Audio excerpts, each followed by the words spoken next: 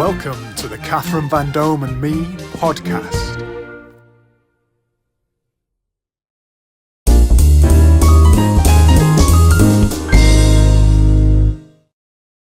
Hashtag hosts and the HQFM Quiz and Bingo software are proud to sponsor the Catherine Vandome and Me podcast. With HQFM Quiz and Bingo software, you can use this interactive quiz software at any venue. All you need is an internet connection. Go to hashtagquiz.co.uk for your free trial today.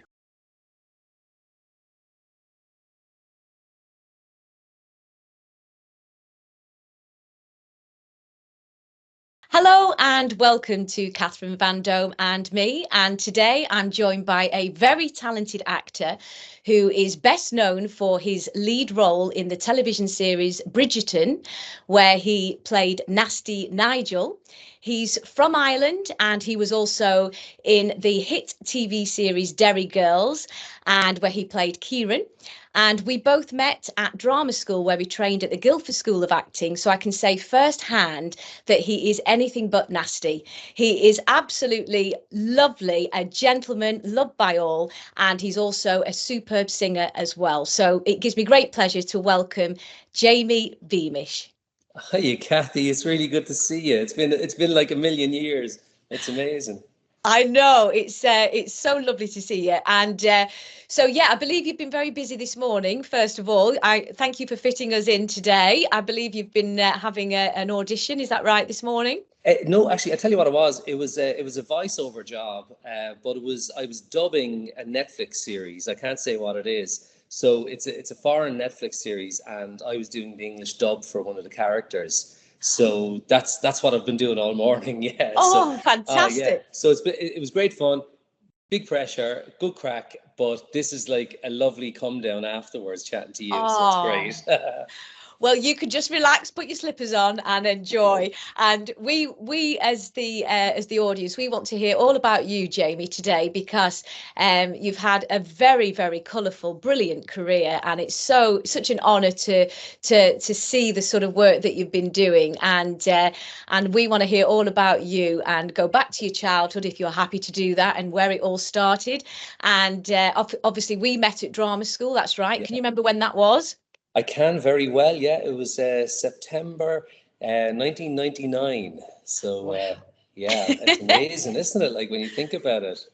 We had a real good laugh as well. And we had the best training, didn't we? We were very, very blessed back then under Jerry Tebbett, who was the head of drama there, which was brilliant, and a great team as well. And there was a lot of other people on board there. Have you seen anybody else since, or worked with anybody else?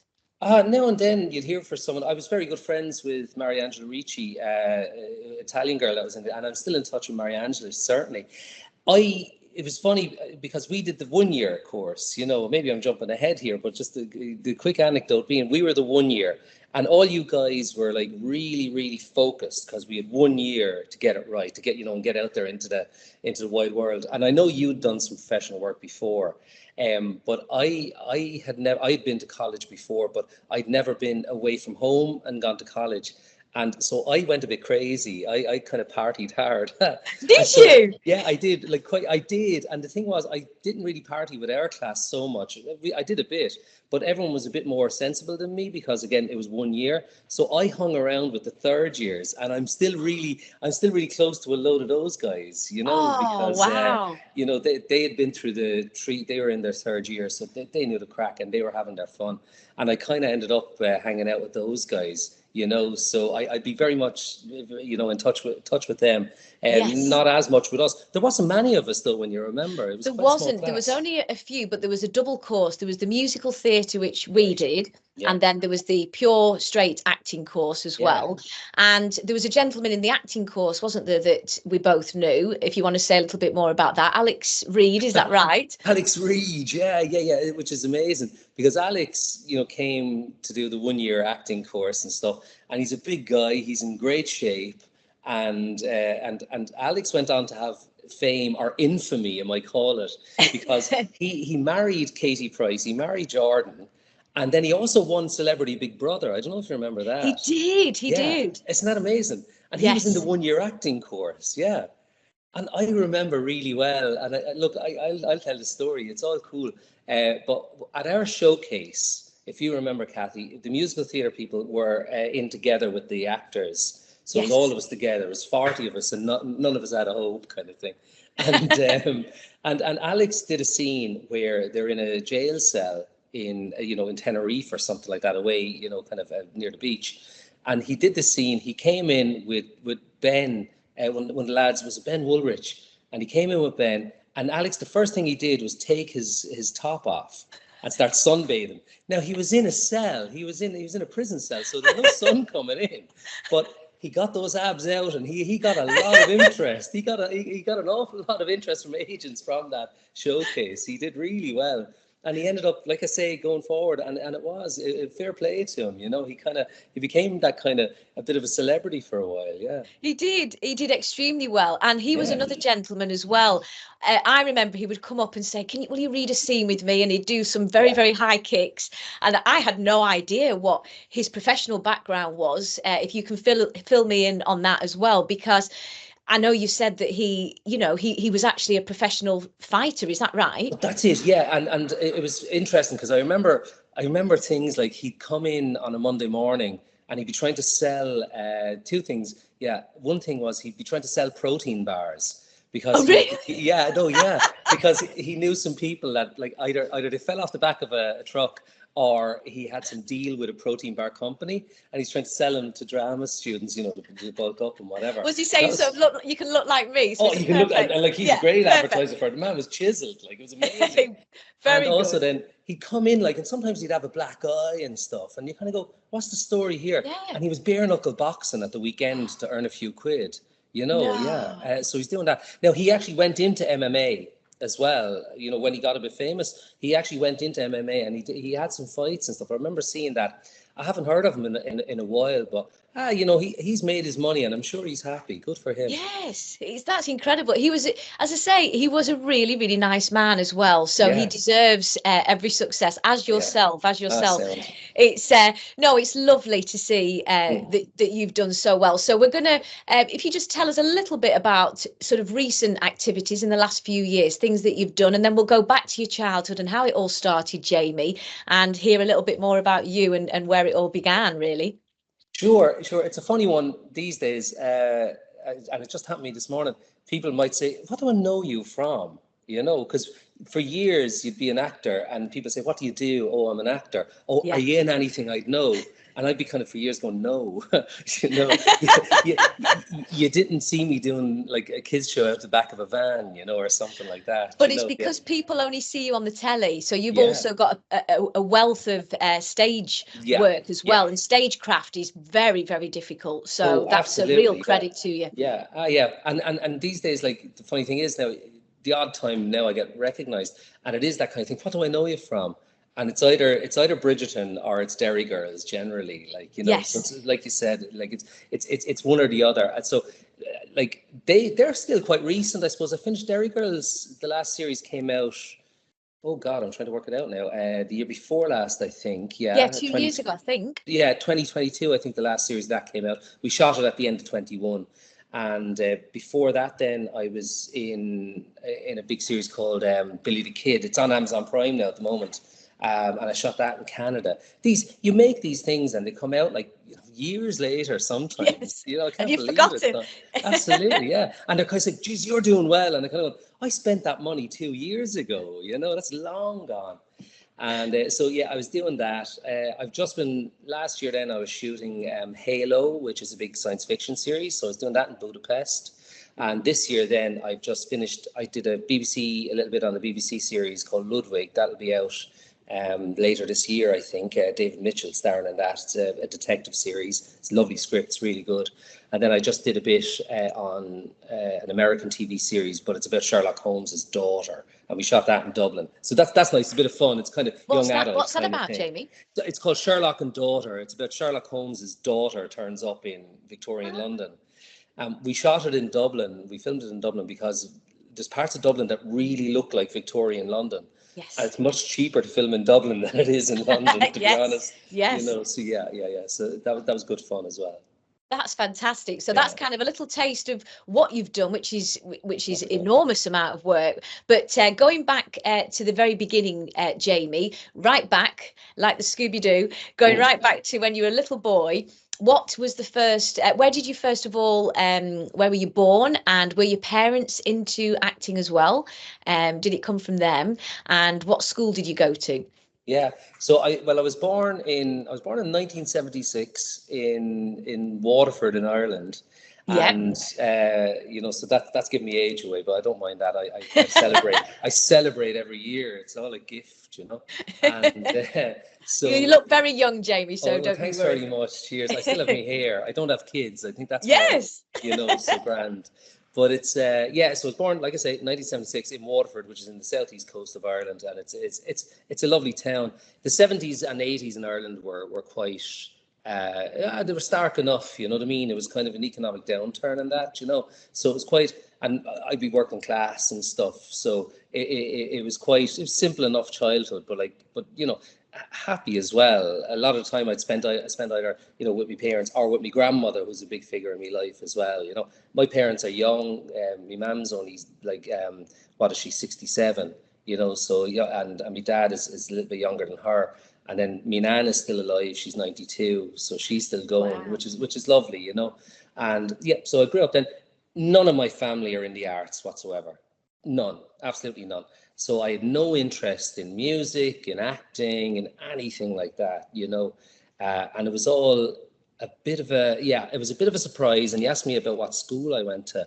And that's the reason I'm in this, because I went to a school. It was a De La Salle Brothers school, so it was a religious order school, and Ireland being super Catholic and all the rest, fine. But there was a teacher there. He was a music teacher called Brother Benedict Hanlon, and Ben is an amazing, amazing man. And I think you hear these stories a lot, you know, when you hear kind of actors and performers talk about things. A lot of time artists, like, it goes back to teachers, you know, good teachers. Yes. And Ben was amazingly inspiring. Now, how I ended up in music was the other story, because I had no interest in doing music whatsoever. And in Ireland, when you go into secondary school, you have your choice subjects, as we say, choice. You pick whatever, you know, you have to do English, you have to do maths, and you have to do Irish. You learn Irish as a language. After that, then Wow. yeah. And after that, then you have four choices, yeah. So I was kind of choosing this and this and grant. And then my last choice was going to be, I wanted to do mechanical drawing, or technical drawing, I think it's called now. And because I was thinking that'll be easy enough. I'm good at maths, you know, all that kind of stuff, and it's all rulers. I can't draw to save my life, but doing rulers, you know, fine, you know. And I thought that'll be a handy subject. I'll do that. When I applied to do it, then put my name in, there was too many guys wanted to do it. There was too many students wanting to do it. About 42 wanted to do it, and there was only 32 seats. So 10 had to be taken out of the class, and it was a lottery. And my name came up to get out of the class, you know, to be taken out of the class. And the only space left was in music. And I went, geez, I don't want to do music, like, you know. But they sent me there. There was nowhere else for me to go. And I went to this class with no interest, no background, no nothing. And this man inspired a love of music in me, and musicals then by extension, and different things. And so that's really where it started, was with him singing in the choir in the school in De La Salle, then performing eventually in the school show when you were 16. I don't know what the correlation is. We call it fifth year. I don't know what form it is in England. You know, I'm useless like that. And we do a school show, be a full production in the local theatre in Waterford. And bit by bit, you know yourself, Cathy, the bug just got me. Like, it really did, yeah. So you didn't, just moving back slightly, Jamie, you didn't, as a little tot, experience the stage, and you didn't have drama as we had at secondary. No, So drama now is becoming a subject in Ireland for the first time. But Good. before that, no. It would be an extracurricular activity. So, like I say, the school show would be, but that doesn't happen until you're 16, you know. So before that, yeah. So it was very different to what it is now. It's much more open now, and you will be kind of looking and doing different things now. You know, I was there in '89. I mean, you know, it was a very different time in a different country. Yeah, so I had no background. And what did you watch television? Were you inspired by anything there? Are you a single only child? Because I used to dress up with my brothers and start acting from a very young age. You see, very good. Yeah, from a tiny tot. That was all we knew. We had like a divide curtain in the lounge, and so my mum would say, "Go and make up a show," which is a great way of babysitting, very good. and then come back in an hour and open the curtain. So. I just wondered if you had anything like that, or after school, did your parents, take you to drama school or local productions, anything like that in childhood? Oh no, they'll shoot me. They brought me to the pub. I guess No, that's Ireland. Yeah, that's great. I'm being facetious there. I am being facetious there. My mum will kill me. But my mother was a barmaid. Like, that's what it was. So after school, I'd go to the pub where she was working, and I'd be doing my homework on the pool table kind of thing, and and stuff like that. So yeah. There was all that. Yeah, no, I mean, I'm not an only child. There's my sister. She's 6 years younger than me. Yes. And myself and Nicola, and we were very close now and stuff like that. We fought like cat and dog when we were kids, of course we did, and that was fine. No, what I always was though was I was a voracious reader, and I've literally just where I am now is a new flat I've just moved into, and I've just unpacked boxes and boxes of books. Like, it's just, oh my God, my eyes have been melted. Like, kind of find, oh God, why am I hanging on to these? But I love books. I really love books. And I love comics as well. And I still am really into comics. That's where I learned to read. So I think there's a correlation, because the imagination of that, you know what I mean, is something that you kind of bring into the job when you're an actor, because you're creating, and in a sense, you're creating worlds. When you're reading a book, a comic, and all the rest, it's stimulation for that imagination. So as a kid, that was my big thing. Like I say, was books, comics. I was a kid, like any action figures, Transformers, toys, grand, and that more so than any kind of. I was never into sport, and I certainly, like I say, I didn't go near the stage until I was 16. So that was when it started. That's very unusual, considering the wealth of talent you've got, and how good you were as well when at drama school.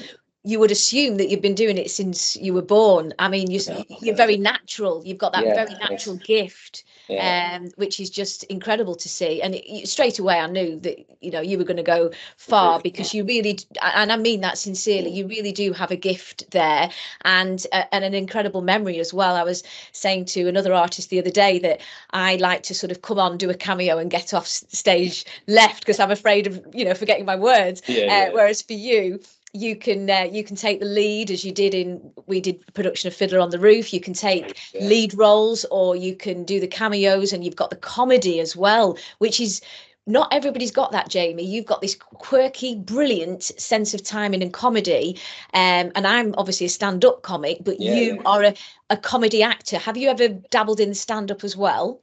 Oh, I think I have to say, I think that's the most frightening thing I could imagine. And fair play to you, it's, and people would say, now you're not the first to say it to me, I'll be honest with you, because like, I don't know, I don't know what you do with your stand-up, but if I ever did stand-up, it'd have to be character stand-up or something like that, Yes. Because I think that's what I'm able to do is portray a character and tell a story in that way. Yes. You watch, like, stand-up comedians, I think they're amazing. Zing, zing, zing. It's phenomenal.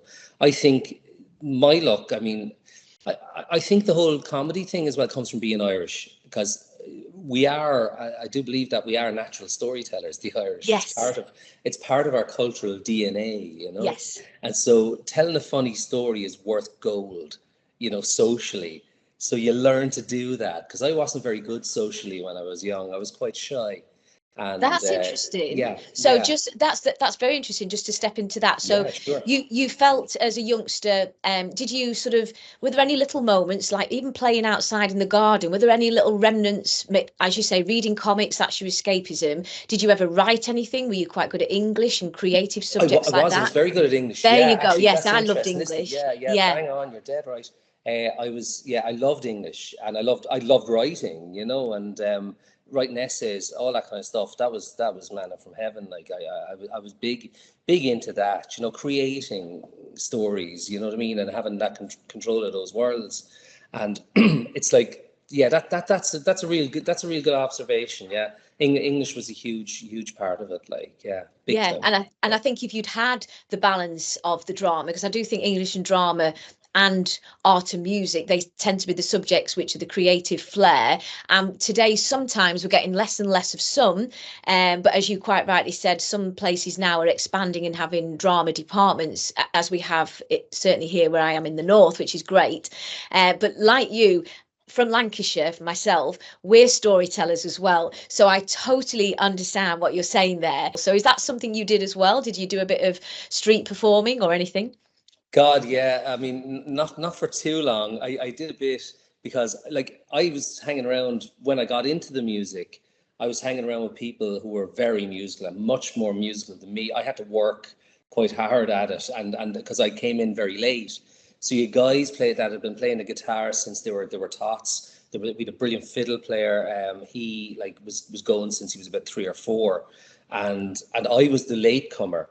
But I play a bit of piano, and I only started piano when I was 16 as well, like, very late. Wow. But I used to play keyboard, when we busked on the street corner, like you That's said. what I was So wondering, because yeah. we don't get that here, you see. No, We not so get a much. little bit, perhaps Manchester, central London, Yeah. but it's not your general standard town centre or the garden area or the beautiful outdoor areas. It was just full of Oh potential, yeah, brilliant yeah. singers. Oh So yeah, you yeah. started at 16 doing a little bit of busking and things, is that Bit right? of busking, yeah. Although I tell you, I think the guys were pleased when my keyboard ran out of batteries out the back of the shopping centre. To be Don't think honest, so. oh no, I tell you, because they were really good. And the thing was that I was like, when I trained, I was a first instrument singer. The rest of the guys though were really good singers too, and they wouldn't let me sing. That was the thing. Oh, We had a lead singer. It's not going to be Jamie. Like, it's as simple as that. I can't imagine So that. yeah, that's true. No, that's extremely true. But yeah, so busking is one thing, and I sang in lots of choirs and stuff. I sang at mass at church. I wouldn't be super religious, but I love, if I'm going to be there, and my grandmother made me go to mass. If I'm going to be there, I want to be kind of part of it. Kind of Yes. contribute something to it and stuff. And it was all that kind of stuff. Bit by bit. Wow. When I think of myself, like I say, as in my early kind of as a young guy, before me teens, very different person to when I found music and found drama and different things like that, because it gave me a community I didn't have before, and friends and stuff. And I suddenly went, wow, okay, this is something I can be good at if I work hard. Yeah. And like I say, I That's had the backing of that teacher, of Brother Ben. He was such a brilliant support. He's such a supportive man, like really, really super. Yeah. That's fantastic. And did Brother Ben help anybody else? Did he spot any other talent in your year as well, or anywhere else that you Oh link with? God, yeah. I mean, I swear to God, like, if you throw, like, if you can, there's a direct correlation between anyone that is from Waterford and that works in the arts in some way to him. It's as simple as that. No, Wow. big time. There's people in the National Concert Orchestra of Ireland, kind of first chair, French horn, like, and trombone and saxophone, that all studied with Brother Ben. I'm now in Walthamstow, say, and down the road is a great friend of mine, Keith Dunphy, who went to RADA, and he's done movies like Les Mis, and he's been in Peaky Blinders. Dumph again, Brother Ben, and like, you can just tick off the list, really, and he's an amazing man. We keep saying to him, do you realize what you've done for this town, for Waterford? And he always replies saying, do you realize what Waterford did for me? Yeah, Oh, isn't that so isn't that amazing? a humble gentleman like yourself as Very, well, very much, yeah, which is yeah. lovely. I know he's an amazing man. He's also, I don't know if I'm jumping forward now, and stop me if I am, Cathy, but he's also the reason I'm not a teacher, because I never wanted to be a professional actor. I wanted to be a music teacher. Okay. Oh, I didn't Yeah, know that. yeah, Yeah. yeah, yeah. So what it was because before we met, before I went to do my year in Guildford, which I had done 4 years of a music degree with the idea of being a music teacher. And where was that, Jamie? Where was In that? Waterford, actually. There's a college, there's a university now in Waterford, and there was a full music degree, a Bachelor of Arts in Music, and I studied 4 years. I left school, so that would have been 94 to 98. I studied Yeah. for 4 years there, got me BA, and like I say, in my head, all I could think of, the life I wanted was to be a music teacher, and then at night then do, the amateur shows, the amateur musical societies and stuff, yeah. And I'd be like the cool teacher who was in the shows, and and that was really my idea. And so you were kind of being your hero, which was brother. Forgive me, what's his brother? Brother Ben, yeah, just Ben. Brother yeah. Ben, you were kind of being your hero, Brother Ben, and that was your inspiration. So you thought, right, I'll follow those footsteps by being a teacher yourself, which is brilliant. But actually, to the joy of the world, you've actually also, I mean, you could easily teach as well, I'm sure, but you've also now stepped into this world. So what was the change? What made you want to do that? I tell you what it was I was doing amateur musicals, like I say, from the school show. Then I got involved, and Waterford. I always say, like, you can stop a man on the street in Waterford and he knows the score of Miss Saigon, because that's my favorite. Yeah. There you go. And I love it too. And like there's a huge tradition of musical theatre in Waterford. That there was a light opera festival there for years, and there was loads of amateur musical societies, community shows, all that kind of stuff. And it's an amazing place kind of to grow up if you're into that. And when I got into that, I went, wow, it's everywhere here. Like it's brilliant. And so I'd been doing a lot of that, and I was getting nice parts. I was getting leads. I was doing all that. I was doing okay. And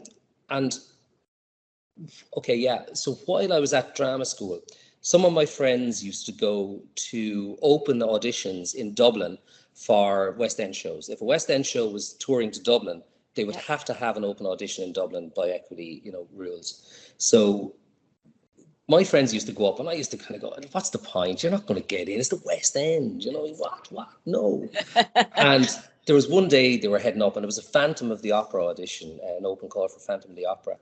And I went, you're all going up and you're saying you're having great crack and, grand. I'm going up with you. So I went up, we all went up on the first bus in the morning. And what it is you used to go to the door of the theatre in Dublin, Andrews Lane Theatre it was, and they give you a number, and you'd have your number, you'd be 42, you've been to these before, it's a cattle call, yes. Grand. And they're only over to make up the numbers, like, and it's grand.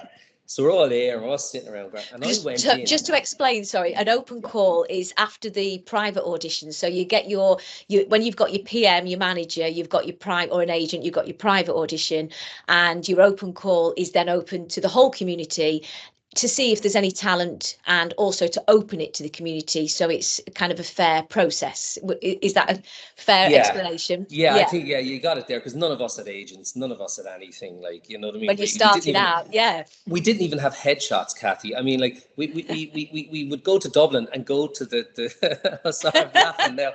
And we go to the photo booth, where you get your passport photos. Yeah. So we get them done and stick them on our CV. And then only be one that came out right. The rest are like this. You know what I mean? It's desperate, like, So fine. And we go there, we do it. And I went in then to do my audition. And they're looking at me going, who's this fella now? We're after hearing loaded, like, whatever. And I went in, but like I say, I was in the middle of my music degree at the time. I was a first instrument singer, and I was doing the classical repertoire. I was doing a bit of Schubert. I was doing a bit of Mozart. And so I said, when I came in and said, hi, Jamie, they said, hi, Jamie, they really don't want to be there. Hi, Jamie, what are you going to sing for us today? And I said, I'm going to sing the Madamina from Don Giovanni. And they looked and went, right, really? I said, yeah. Okay. Wow. I said, it's pretty long, so let's stop it after the first section. Okay, but let's go. I'll go for it. So grand. The piano player looked at me and went, oh, God, really? Like, yes. But he made a fair fist of it, all right. He did really well, grand. And I sang that first section. And they stopped me and said, Jamie, that's great. What else have you in your file? And I said, okay. I said, look here. They had a look and said, right, stars, but go from the middle 8 and we'll go through to the end. I said, great. So I did it. And at the end of that audition, they said, that's great, Jamie. We'll see you in London. And so I had a recall in London from it. Yeah. So you were age 20 at this point, roughly? I would have been about 20, 21, I think. Yeah, just turned 21. Yeah. And I was mad. So I flew to London for the recall. Recall didn't go so well. I was very nervous, and it didn't go as well as the first audition. But it gave me a kind of thing where I went, oh, wow, okay, maybe I'm all right. Like, you know what I mean? I know I'm all right at home, but would I be good enough to, to kind of to do this profession? So you hadn't, sorry, forgive me, you hadn't had the run of because I was doing like 7 shows a year as a little girl. So it was just constant. There was nothing else hardly in my life. That's why probably at drama school I was just just singing and dancing, and that's it. But the main and not really partying. But the main thing is for yourself, you hadn't really got that audience response yet of this is something you can really do, Jamie. Go on. I had to be honest. I was doing like, I was doing myself about 6, 7 shows a year because you couldn't. Oh, okay. Yeah. So yeah, from yeah. age 16, you then sort of I started. did loads. Yeah, Yes. tons. And that was magic. But I never considered. I'm very much a realist. In that sense. I never considered myself. Could I do that? That felt like over there, like so. Yeah, you're far very away. humble. I call it humble, which is why I've invited you on today. You are a very humble professional, and self-deprecating, because you have a superb singing voice, and anybody that heard it would say, well, I can see why. So you basically you were then from age 16 doing your 7 shows a year, as you say, and under the tutelage of the gentleman, or via lots of different modes now. Yeah, lots of different people. Like Ben would have been one of the people, but like there was lots, lots around. There was lots of directors, choreographers, and but now on an amateur level, like you'd be quite honest, but the standard was very high. Yes, of course.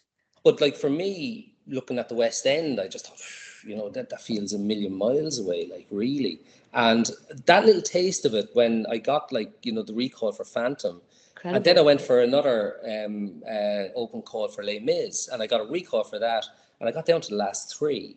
Now I was still at music school at the time, So little things I was kind of going, okay, well maybe. And then I did a bit of teaching. I actually taught. I taught teeny tots music theory. Like that's. I was just going to say, you've got the ability to teach as well, and that's something you can always grab hold of in the next 50 years, 60 years. You absolutely have got those skills as well. So you started. What was it that you were teaching? Little tots. Yeah, music theory. Yeah. So it was.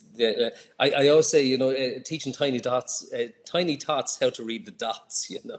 And that's kind of what it was. It really was. They were sweet kids. They were awesome kids. I found it very hard dealing with the parents, to be honest with you. That was the hard part, and I found I didn't like it, and that was the killer for me. And there was so many teachers when I went to school, and I knew they hated their job, like they really hated their job, and you just kind of go, well, don't be a teacher, if you can bear it. And so I just said, I'm better off not being a teacher. I'm better off doing something else than being unhappy being a teacher. Yes. And that's when I kind of went, you know what? I can, like, there's a few other things I can do with music, and I started writing music for plays at that stage and all that. I just went, you know what? I'm going to give it a go. Why not? I'm going to go off and join the circus. And that's what happened. And I saved up for a year. I applied for a couple of drama schools. I didn't want to do 3 years because I'd already done 4 years in music. Yes, that's why I ended up in the 1 year with you. We were that kind of class, wasn't it? A lot of people had either worked before or had trained a little bit before, gone to university. We were a little bit older than the rest of the guys, and so. And that was my first time ever living away from home or anything like that. It was a huge change, and people kind of would go, Ireland's not that much different to England. It is, like London especially. I know we were in Guildford, but it's a suburb of London really now, and I mean, Guildford itself is a beautiful place, I have to say. It's quite an exquisite part of the UK, but to you, perhaps comparatively, Ireland is just absolutely stunning and scenic. I mean, a lot of films are filmed over there because of the scenery, so a little different for you. But most importantly, you're upping sticks and going to a completely different place. I mean, even for me, traveling down from Lancashire to London, that felt like a whole new world, definitely. But to move countries, Jamie, that's a big deal. And to move countries with no guarantee. So you're like Dick Whittington, as I was, and you've no guarantee. And you really are like that when you go to London. So you may be a big fish in the local area and everybody knows who you are and what you're doing and your capabilities, and then you become a very small fish in an enormous pond, and you realize there's 10 of you, including 10 people who look like you potentially, when it comes to the breakdown at the end of the castings, and you go, blimey. And but the main thing is, for you personally, you made that choice, and that choice obviously was the best choice you've ever made. So for any inspirational people starting out today, how fantastic that that you did that. Yeah, it's funny, isn't it? Because people say to me when you do interviews and stuff, and they say, is there anything you tell your 16, 18-year-old self? And I always say, yeah, if I could tell them anything, it'd be that it's okay. It's going to be okay. Yes. Yeah, stick with it, hold your nerve. And even young actors now, like during the pandemic, when no one was working, I was doing interviews because Bridgerton had just come out and all the rest, and I said, well, have you any advice for young actors? And I'd always say, you're looking for me to say, oh, do this, do this, do this. I don't know. We're all winging it, But Yes. my big advice is hold your nerve. If you can at all, is to hold your nerve and work hard. I think the hard work should be a given. It should be a given. Holding your nerve is the hard part. So that's the thing with me when I went to Guildford. Geez, the first couple of weeks there, and you were all gorgeous and lovely, and I was meeting all these amazing people, and we had quite an international class, if you remember, so it wasn't like I where I was from was quite close. I mean, there was people up from all over the world. It was amazing and so eye-opening and brain-opening, to kind of be in that, over learning all these amazing skills, meeting these amazing people. But first couple of weeks I was viciously homesick, like very, very homesick. Really? Yeah, pretty bad. And I was worried, would I last a month or two there? I wasn't sure, yeah. Because it was tough. I mean, it was absolutely incredible. But because, as you quite rightly said, we had to sort of bring 3 years into one. So term 1 was year 1, term 2 was year 2, and term 3 was year 3. Very, very fast paced.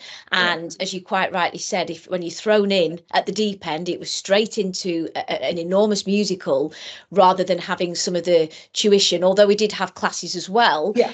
And it was full on. I mean, I used to cycle there and cycle back. I don't know where I got the energy, but the point is, we would be in ballet outfits or whatever first thing at 9 o'clock in the morning, and it would just be constant, sometimes right through till very late at night, rehearsing the shows. So when people say the industry, it's just drama, it's not just drama. It's incredibly physically and emotionally and mentally challenging subject. And what was the wording that you used that you would describe for people starting out? You said stick with it or something? Yeah, hold your nerve. Hold your nerve. And what do you mean by that, Jamie? It's just a thing of kind of going, all the things that are going to be thrown at you, and there's so much, and everything that's happening and being, and look, we're not from privileged families. We're not from whatever, I know you're similar to me and stuff, and where we're from. So there's also that added thing where kind of, you need a few quid to pay your rent. You need all this, you're hanging on by your nails sometimes, the skin of your teeth. And you just kind of go, hold your nerve, if you can, just it's there. I always say I live my life by a few tenets, 3 tenets. And one is do it right or don't do it at all. Yeah. The other one then is tomorrow your life changes is the middle one, and that's a big one. I think because I can wake up in the morning and get a call and everything's different. And in many ways in my life, but in certainly what we do, that's a big part of it. The other one then is expect nothing and enjoy everything. Because if you expect to be famous, if you expect to be what are your expectations of being successful? My expectations are my definition of success is being able to pay me rent, is to be able to nail me mortgage. But being able to kind of survive, by doing something I love. Now, if I have to do another job to make that happen, that's okay. Yeah. Yes. So, am I successful because I'm on telly? I'll be honest with you, Cathy. I was successful 21 years ago in the back of the chorus of Pirates of Penzance, touring England. Exactly. That was amazing. Exactly. And so people saying, God, and I've been described as like it's taken me 20 years to be an overnight success kind of thing. But I always laugh at that because I'm only successful in people's eyes now because I'm in their living rooms all of a sudden. Yes. And that's and that's what is success? That's exactly it. Once you tick one box and do one particular vocation or any sort of job that you think, oh, I've always dreamed of, then it's what's the next thing. So the ladder just keeps going higher and higher and higher. So the main thing, as you quite rightly said, is being happy. I think success is when, and I think that comes with age as well, success is when you become much more comfortable in your own skin. As you say, don't expect anything, and if anything happens, that's absolute magic, and enjoy it. But also sharing with each other, and like today, I think it's fantastic to have opportunities to share with the community what skills you've got and help each other out as well. And I'm sure that's something that you were always in the sidelines helping and assisting other artists, whether you consciously knew that you were doing that, Jamie. You were there, and I remember you sitting with a book as well and thinking, right, okay. He's going the educated route here. He's actually studying this character, where he's come from, where he's going, etc. And you really are a master of that, and that's your book reading. That's your and like you only learn so much from a book, to say kind of book learning and all the rest. There is a lot of instinct, there is a lot of that as well. It's just that I tell you, right, a brilliant actor could get all his inspiration from cooking, because that's what he loves. Yeah. Do you know what I mean? Yes. Like, or whatever, that kind of thing that stimulates. Yeah. Do something that lights you up from the inside. Yeah. Is that what you're saying? Yeah, and it doesn't have to necessarily be acting. It can be just a plethora of, it could be art or anything that's teaching football, anything that lights you up from the inside to make you a whole rounded character. And then the acting is the gift on top. But I remember we did singing auditions, which I found the most challenging. And because being northern, of course, we all sing and talk through nose like that. I mean, I don't think I ever specifically taught like that, but I consider myself a little bit posh. But when I go down south, everybody laughs and says, oh no, you're right northern, so I can't win. But the main thing is, when it came to those auditions, Jerry Tebbett would sit there and we would have to walk into the room. And those for me were the most challenging because we were learning the process of singing. So my teacher was from the Royal Academy of Music, and he was teaching me not to speak and sing through the nose, but actually to use different parts of the body to sing. So if you've done something for years and years and you're then having to relearn a skill, I got very nervous, so I would lean on comedy. And I remember once I stood at the very back of the room and Jerry said, are you ready to go? And I shouted, I'm going to be singing From a Distance by Cliff Richard, because I was too nervous to actually do the singing. But to me, you walked in with huge confidence, and you tackled all sorts of different performances, which perhaps you'd done before, maybe some of them, or maybe they were new to you, but you did it with gusto and a brilliance and a confidence that we all would sit back and none of us wanted to follow you.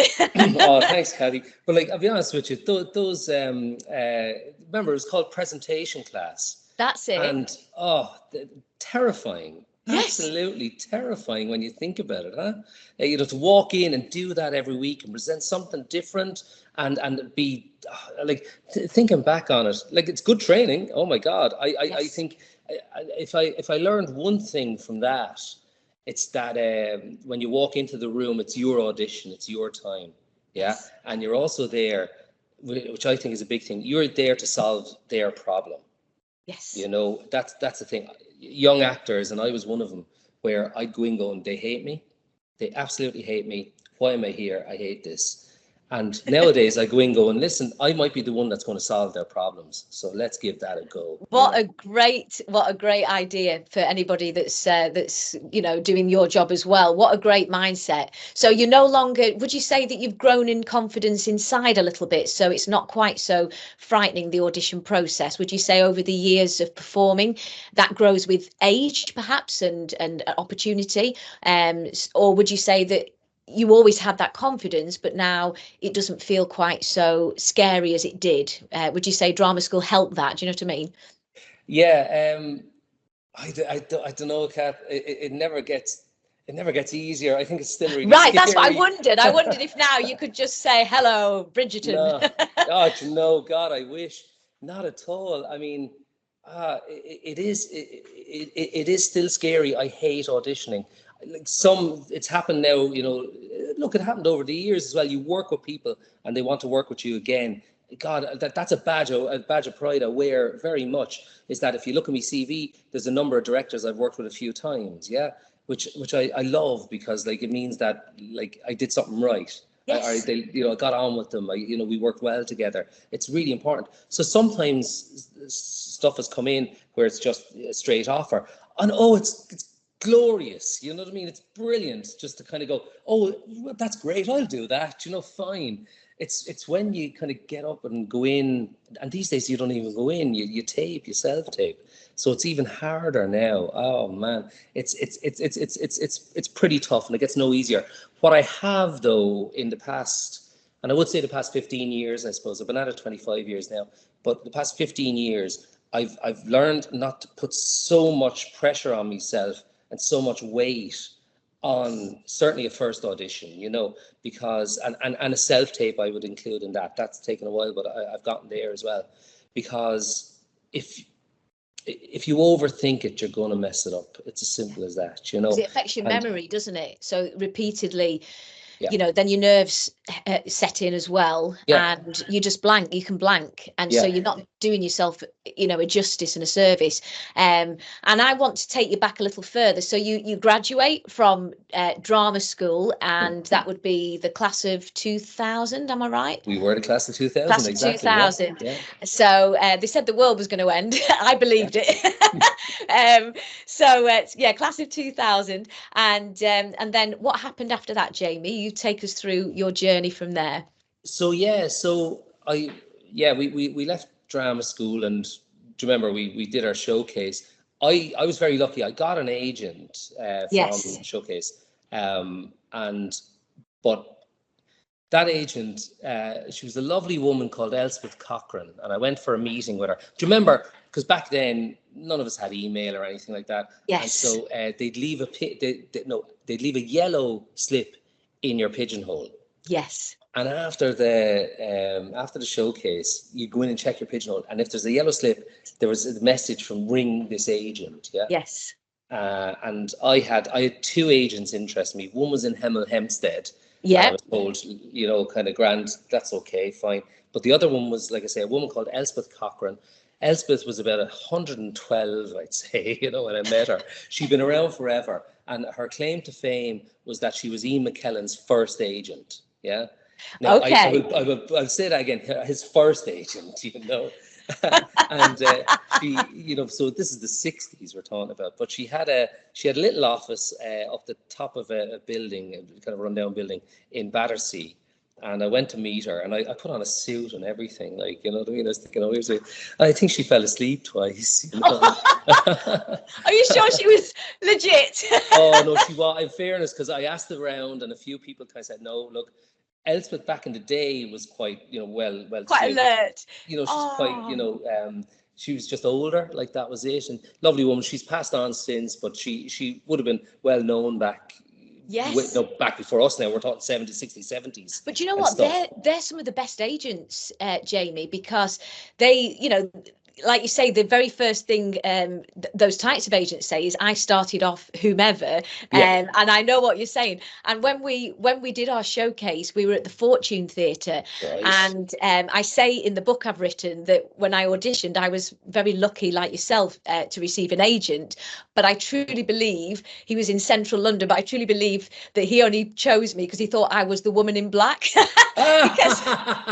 because it was the theatre where that was being performed. So I always say I look like a dead body. I'm white with long dark hair, and I believe that he only chose me. She's already working. Yeah, that's okay. Yeah. The apparition. No, not at all, Cathy, not at all. But yeah, Elspeth took me on, and I'll be honest with you then, I didn't work for over a year then. Auditions were very few, very far between. When they came in, I didn't do so well in them. I don't have, you're very sweet talking about my voice, but I don't have the most commercial voice, as was at the time in the West End. There's a very specific sound, and I kind of didn't have that, maybe because of my classical training and all the rest, fine. But I didn't really suit that.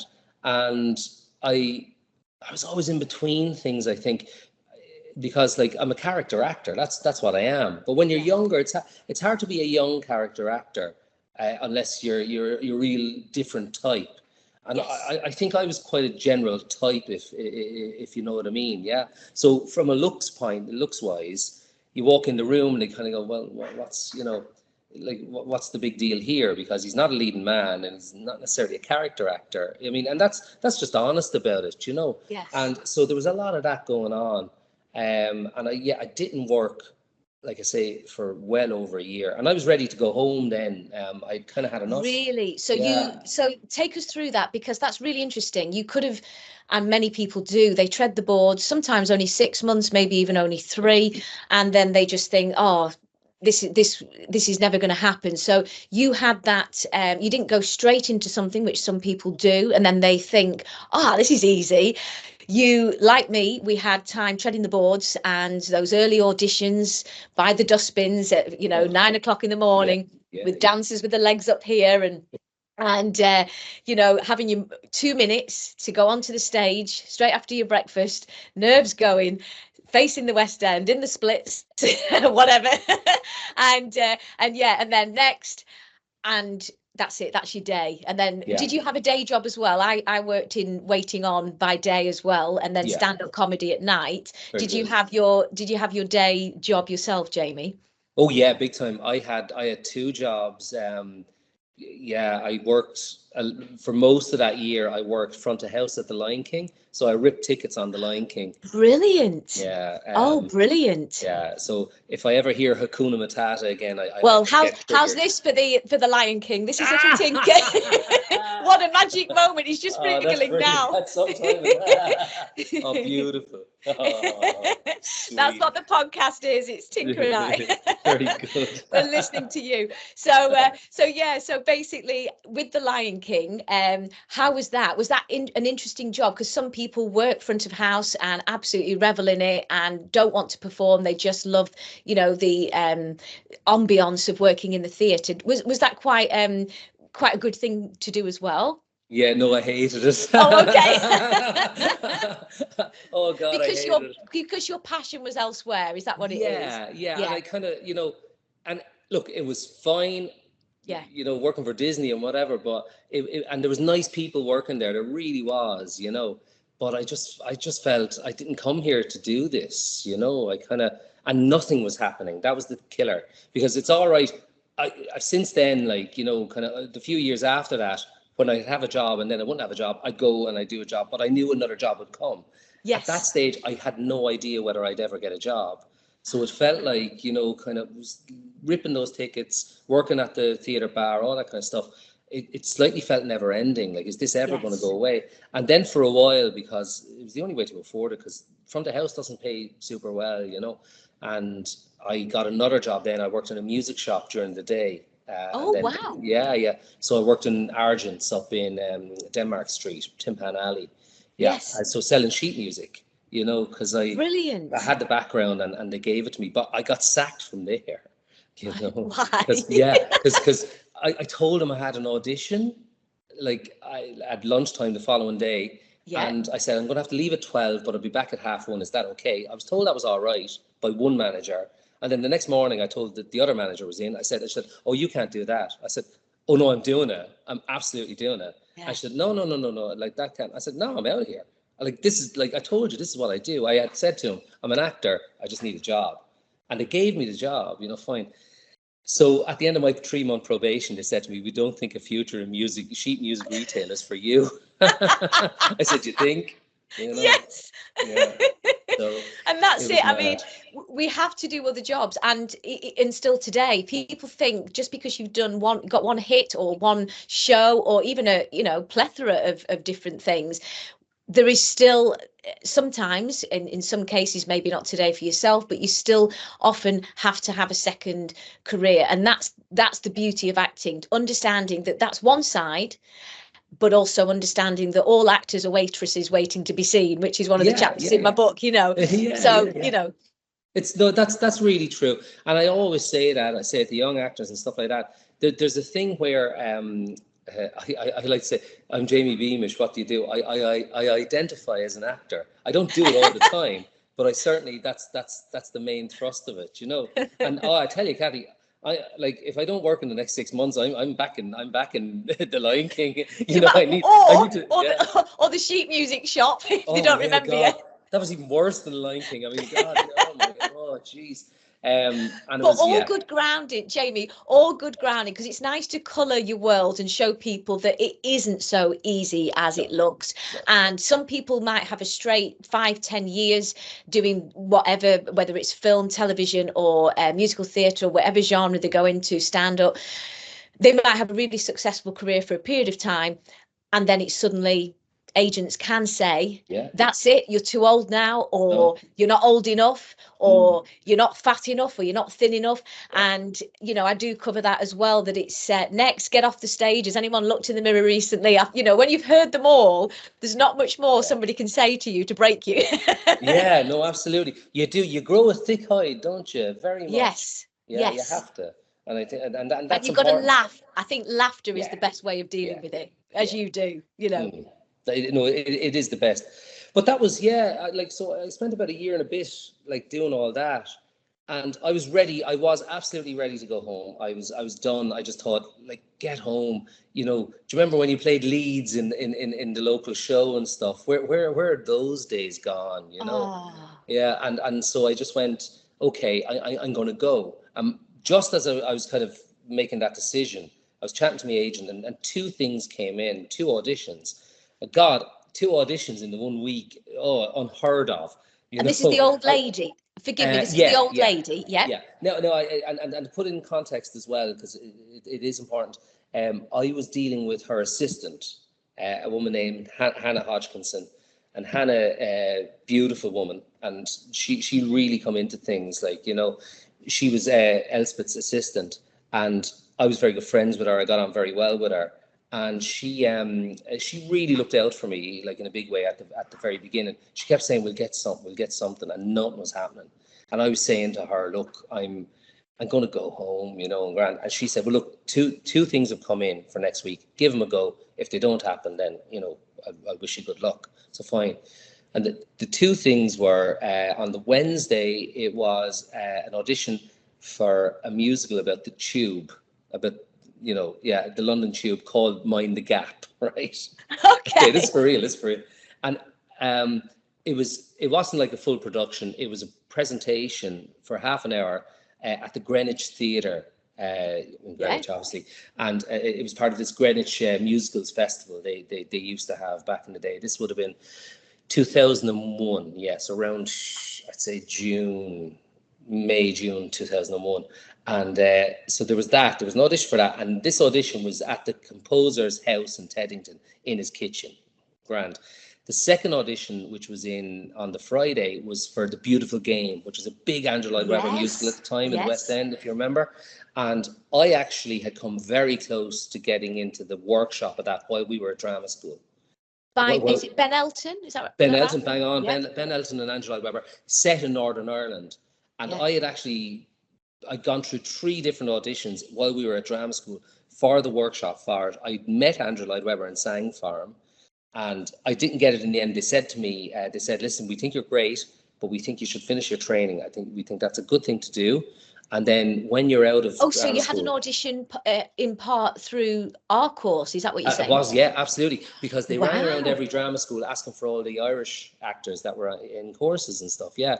And I was the one that got to the end of I got to the final call, sang for Andrew Lloyd Webber. And like I say, in the end, they said, look, stick with your training, and when you're out of training, then we'll have you in for the second year. And I said, right, okay, grand. So when this came up, then I went, oh, well, this is it. This is the one I was meant to do. Absolutely meant to do. Brilliant. And brilliant. Then Mind the Gap, you know, on Wednesday. That's just a warm up then for the real deal, the real one, which is which is Beautiful Game, West End, you know, unbelievable, brilliant. Hannah Waddingham was in it, you know. I saw it. It was phenomenal. Yeah, I remember it. And so grand. And so I did my audition for Mind the Gap, and that was fine. He was a lovely man, the composer, Martin Seeger. And then I went in to meet David Grinrod and sing for them and he's a casting director, very famous, you'd know him.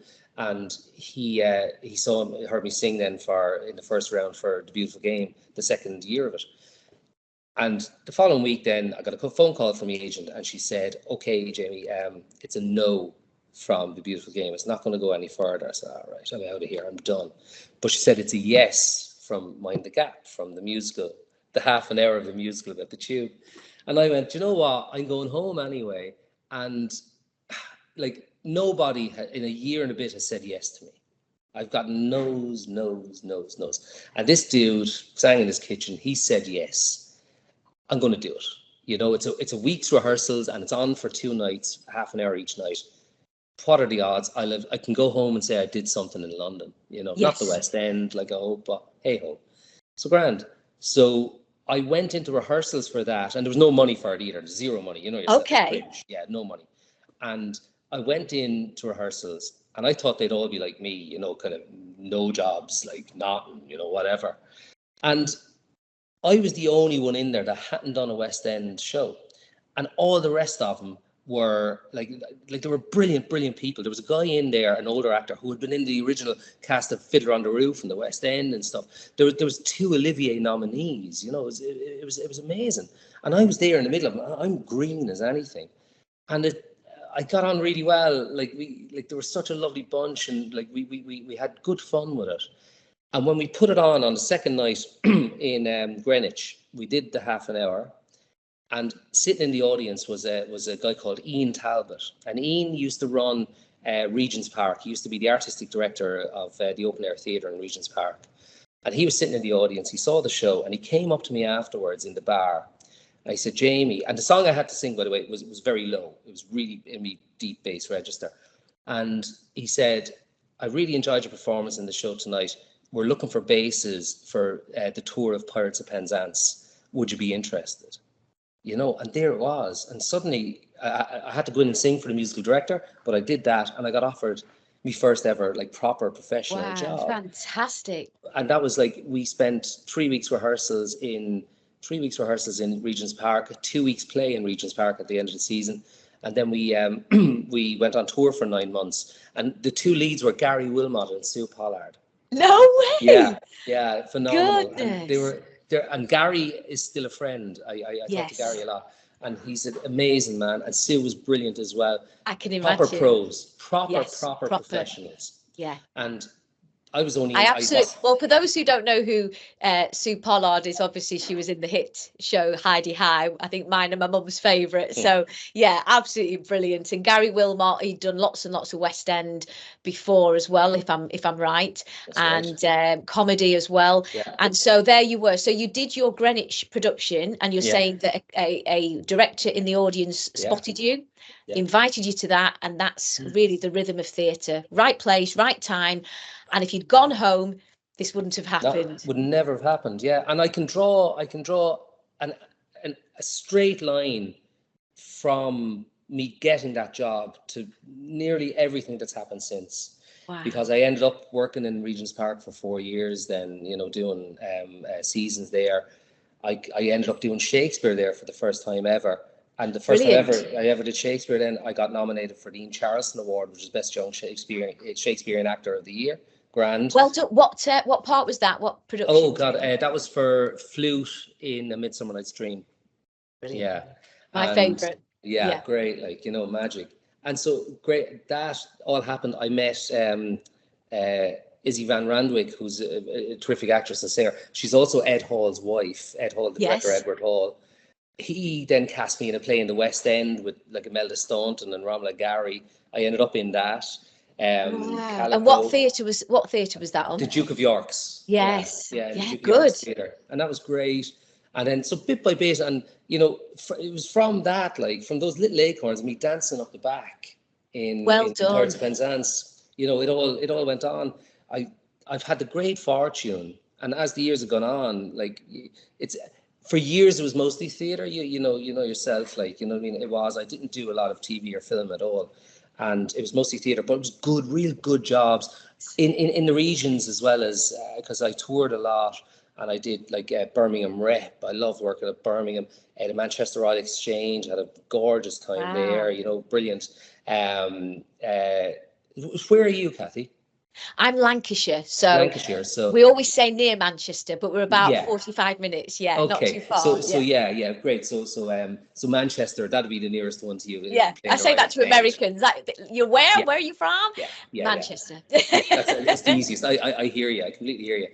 And so all that, but like, getting to do Shakespeare with the Royal Shakespeare Company. I've worked at the National Theatre 3 times now. I've worked at the Globe twice, and I pinch myself, to be honest, because like I was a chorus boy, and I had to work my way up. But And you're a a lot of hard worker, Jamie. That's the other thing people need to hear. You work extremely hard. So it didn't all just fall in your lap. Like some people it does, but it didn't all just fall in your lap. You grafted, you continued to graft, and you did challenging roles. Like you say, Shakespeare is quite challenging as well.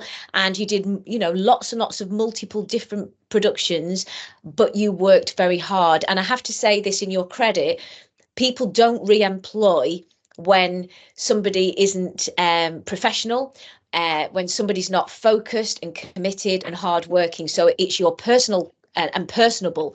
It's your character that goes, and your reputation precedes you in this job, because everybody knows everybody. It's a very small industry business. And what's great, Jamie, is you must have obviously, especially to be recalled by the same professionals, your reputation was obviously extremely grand, as they say in Ireland. No, that I'd wear that badge with pride. If you call me a good company member, that means a lot to me. Like, you know what I mean? If people, because it's a tough job, and you're thrown into things, and it's full on. And what you don't need is people that are trouble, or anything like that. There's no need. And I've worked with some very famous people over the years now, and it's always they're the nicest people. They've got there for a reason. And it is that hard work, like you say. And I think as well, like if anything that stood to me over the years, and hopefully will still stand to me, is that it didn't fall in my lap straight away. I had to work my way up and up and up and up and up, as much as I could. Like if we know people that were, in Guildford, or, trained at Guildford, and they came out and suddenly bang, bang, bang, job, Straight in the West End. Huge, and you kind of go grand. And I didn't. I just didn't. And it took time. It really took time to build up bit by bit. And I'm very happy. I've loved my career. It's been great and really different. And am I right to say that you also performed in America? Is that correct? I did. Yeah. Right. Briefly. Go on. Tell us about that. Yeah, that was amazing. I was 29, and there was 2 things I wanted to do before I was 30. Yeah. And it was I wanted to perform at the Abbey Theatre in Dublin, because that's my national theatre, and I wanted to play New York if I could, And I was kind of going, is this possible? I'm 29 now. I don't think it's possible. I'm too late. But in one phone call, I got a phone call from Ed Hall, who I just talked about there. I'd done a play with him in the West End. And I got a call from him inviting me to join his Shakespeare company called Propeller. And they were about to go on a world tour. And 2 of the venues were the Abbey Theatre and the Brooklyn Academy of Music in New York. And I couldn't believe it. It was like literally, and that was a straight offer as well. So it was one of them. Goodness me, goodness me. So a dream come true, a double dream. Yeah. Oh, it completely was. So basically, you went to New York and you did. What was the production and what did you play? Yeah, I was in The Winter's Tale, but it was an all-male production. So I played Mopsa, the shepherdess. So I'm wearing a dress and a wig and stuff. Brilliant. It was good fun. But it was and America was amazing. I'd never been. And when you see the Manhattan skyline for the first time, you do realize, God, like you watch it in movies forever. And when you get there, you look and go, oh God, it's real. It's actually there. And I loved being in New York. I loved the theater vibe there and stuff, you know what I mean? And it's a tough place to live. I always said someday I'd love to live there, and maybe I will yet, but we'll see. And that was great. And we also did, what did we do? We did Berkeley Rep in San Francisco. So we played there. And we also went to the Kennedy Center in Washington, D.C. Yeah. Fantastic. And where were you in New York? What was the theatre there again? Yeah, it was the Brooklyn Academy of Music, BAM as they call it. Yeah, it's a beautiful theatre. It's an amazing space. Like I said, it was a dream come true. I'll tell you an anecdote quickly because I did get into trouble on that tour. We'd been going different places and touring around, and barely a Sunday off. We were in Madrid one week, and then you'd fly back, and then you'd have the night off, and then we'd be on a plane to New York, and it was all that kind of stuff. And so I needed to do a wash. I needed to wash my clothes. It was as simple as that. So we were in Berkeley near San Francisco, and we all said, look, guys, we're starting to smell. Let's all just go down and bring all our stuff down to the laundrette. Let's get it done, fine, and look, it'll be better. So we go down to a Chinese laundrette down on the main drag in Berkeley, and we hand in our stuff. We go back the next day, and the dude behind the counter nearly throws the bag at me and says, there you go, that's fine. Give him the money. And it's like trying to get me out. I said, okay, fine. I went back to the hotel. I opened it, black t-shirt, and there's like all, white. I said, oh no, after leaving a tissue in my jeans or whatever, I did leave a tissue. I left my passport in my jeans and put it through the wash. Yeah. So your passport was all over your clothes? My passport was papier mâché at that stage. Oh my goodness, what happened? Yeah. So, that was on a Sunday, and we were flying to Washington, D.C. on the Monday. And I remember my company manager looking at me going, I hate you so much. This is so much hassle. And there's no understudy. You smell beautiful. Oh, absolutely. I finally, And there was no understudies. So if I couldn't make Washington, the show's off. Oh. And are they going to let me fly? So we ended up going up to security in the airport, in San Francisco airport the next day. 12 guys and the entourage. They're after faxing over all my documents and everything from England, to say, listen, this is this. He's okay. Like, promise you could still make out bits of me passport, kinda. And they said, okay, sir, we're going to let you fly to Washington. You need to get an emergency passport, or you will not leave the country. They said, as simple as that. We will not let you out of the country. So did you have bits of the original, like stuck in your back so pocket I was in your piecing vest? them together. Yeah, you know what I mean? Wow. And this is 4 years after 9/11, so I was really surprised they let me. It was mad, but all these strapping Shakespearean actors were vouching for me. So yeah, and I did. I got to Washington D.C. and I got an emergency passport, and everything was all right with the world. But yeah, that was a hairy moment. Yeah. Yeah, because those are the things you don't think about while you're in the exciting world of theatre. You do not think that that's ever going to happen. Yeah. And you came back home after that. So you'd be 30s perhaps. I was 30. Now? Yeah. I turned 30 the following year. Yeah. That's right. Yeah. And then what was the next path of your exciting journey? What happened next? Well, after you got your passport back. After I got my passport back. Well, actually, yeah, it was that year. Then the following year, 2006, I did a show in Manchester and a show in Cork, and the following year then was 2007. So they would be plays, Jamie. Would they be plays that you did? They were Manchester? 2 plays. Yeah, I did The Tempest and an Irish play called The Flags. Yeah, I moved away from musicals. Funny enough. By then, yes. Yeah. Why was that? Sometimes your career chooses you, Cathy. You know what I mean? Yes. There is that, that kind of does happen, And did they let you sing as flute though? Did they let you sort of? Oh yeah. I mean, I was just going to say, the great thing about Shakespeare, there's loads of singing, So yes. I always kind of that helped loads. That there you go. But it was. And then the next thing I did was a big show, and it was kind of a musical, more an entertainment, but it was a big kind of thing about the footballer Roy Keane, the Irish footballer Roy Keane in Dublin, and I played Roy Keane, and it was the biggest show in Ireland. It was huge, so it was a big deal. But at that stage then, and we're always going to get to it, it was during that show I got sick. That's when I found out I was ill. Was during that show, so I was literally in the biggest show of my life, really. And all that, and then everything kind of happened where I got diagnosed. I got diagnosed with lymphoma, and it turned out then, bit by bit, I started to find out what was going on. I knew something was up, and it was during that show that happened then in 2007. And how old, Jamie, were you then? So yeah, I was 31. And you just suddenly got the diagnosis, basically. You became sick and... Well, you see, that's the funny thing about cancer is depending on when you catch it, you might not be sick at all. And I certainly wasn't. You know, I'd lost a bit of weight, but I thought that was because I was in this show, you know, because you get show fit. You do, you know. And I had no other symptoms at the time. The only thing I had was I had a lump here brushing against my collarbone.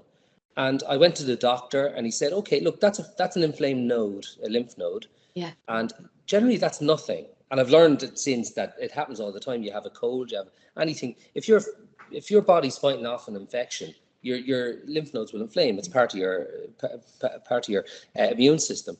But this didn't go away. So 4 weeks later, I went to the doctor again, and he said, okay, it hasn't changed. It's not gotten bigger, but it's not gotten smaller. So I'm going to send you for a chest x-ray, which he did. And there was a shadow on my chest. So suddenly then things started kicking in. And all the while I'm opening this big, huge show in Dublin and stuff. Yeah, it was mad. Yeah, the show must go on. Yeah. It does. And actually, like kind of, the couple of times I've been sick, you know, like that, it's happened to me both times in shows. And having something to focus on like that, like doing a show, was so brilliant. Like if I'd been on my own at home or whatever, no. Like that would have been terrible. Like, you know, I'm so lucky that I wasn't ill. I was still able to do the show. You didn't feel ill. You might have felt a little run down, but you might have just thought, well, that's the show. Part of the course. Yeah. That's showbiz. Yeah, but you didn't feel ill. I'll be honest as well, Cathy. I didn't even feel run down. You know. Wow. Not at all. It's just one of those things. And eventually, then through all the tests and everything, they found out that I did have lymphoma. Yeah, Hodgkin's lymphoma, which is a cancer of the lymphatic system. Yeah. It's a blood cancer, and but they staged it at 2B, so it was quite early. So that was I was lucky. You know, it was pretty good. I had to come out of that show. We were on tour by that stage, and I came out about 2 weeks early, and I started chemo. So I started with chemotherapy then, and that was I did 6 months of chemotherapy in Ireland. I stayed at home. I stayed. So did you have a 6-month rest? Am I right? Or did you carry on with the show and have the chemo at the same time? No. I had to come out. I was going to say. Yeah. Oh, no, God. And did that affect you deeply? What was the reactions to that treatment? Was it? Yeah, it was full on. It was. You know, you can't say it's not, like, you know. And the easy things is, like, for guys, is losing your hair. You know what I mean? That goes. You know what I mean? And did you lose your hair, Jamie? I did. Yeah. Very much. Right. That's what I was getting to. So the kind of effects of everything. Yeah. Wow. And your mum was with you by your side, looking after you. Oh yeah, my girlfriend at the time and stuff. Nice. Yeah. I know. I had brilliant. My nan as well. I had brilliant support system. And the funny thing is when something like this happens to you, Kat, is like I don't know how you feel, but the way I felt was that once I knew what it was, I was able to deal with it so much better. Yes. And also then you get into survival mode, you know, and my worries then became less about me and more about the people around me.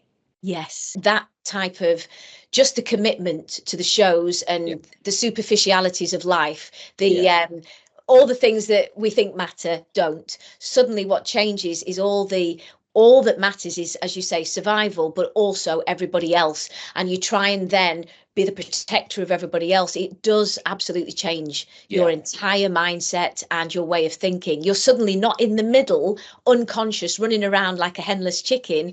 You're suddenly not the performer, you're the spectator. And when you suddenly become a spectator, especially with a career like you've had, the world looks very, very different. Yeah. You're bang on, you know, but for the better, Jamie, for the better. Oh, for the better. I completely think so. Yeah. You know, the way you look at things and and you know, it was a tough time, and you come through it, you know. Yes. And if I can equate any bit of success, you know what I mean, in those terms, it's partly because I was sick.